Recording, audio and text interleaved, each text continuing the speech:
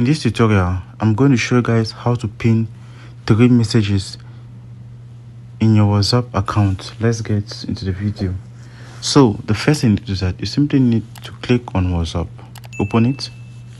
So after which you simply choose the contact in which you want to pin the messages. So let's say this one. After which you simply highlight on the message.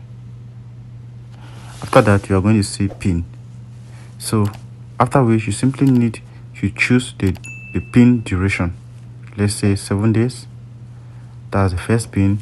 Okay, the second one, highlight again, click on what pin, you choose the duration. So the third one, again, click on what pin, choose the duration. So guys, that's actually the way you pin 3 messages on WhatsApp, as you can see. So thank you guys for watching. Don't forget to leave your comments in the comment section below. If you face any difficulty doing this, we love you all.